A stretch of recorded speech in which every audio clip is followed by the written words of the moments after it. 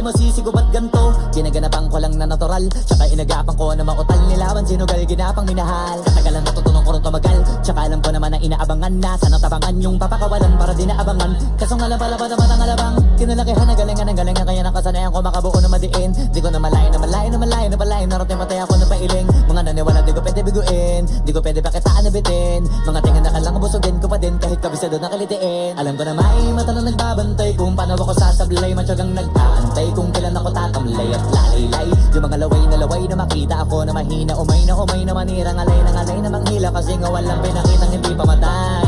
Na napasarap mag-rap, ang daming nagbago mula nung kilalanin ng tao. Daming nagtulak sa'kin, palaging maging ganado, palaging pakado, pag kumalaw palaging planado. Daming pasabog, kailangan pag malawak ang sakop, ikaw din ang talo sa laban. Pag nabalot ng takot kung saan ka aabot, ako din lahat ng mahahakot. Yung dami ng pagod ay may sukli pag di ka madamot. At kung hindi ko tsinaga, baka nauwi na sa wala. Ganito pala to kalala, kita mo naman na napala. Paano ko hindi ko ginawa? Yung iba di makahalata, malaki na anak kataya, marami na pwede mawala, kahit di na pwede pabaya, hindi pwede puro mamaya, baka sa huli mapahiya. Totoo na parang himala lang siya mula sa iba pa tiningala. Matagal ko din na kinapakatagawa, di ba na pa yung kalidad, di mo na kita binabaan na marami pa nagdududa, puro kilos ang inuuna. Ngayon kita mo namumunga, tumutubo na, pakarami ko nakukuha, pero di pa rin nalulula.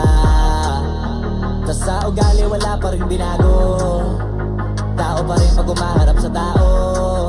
Pero pag usapang rap pa, iba ako, literal na may bago kong naabangan sa tuwing may ilalabas na bago. Yan ang ginawang pambawi, sa nakikinig palagi, para mas dali sila ganahan.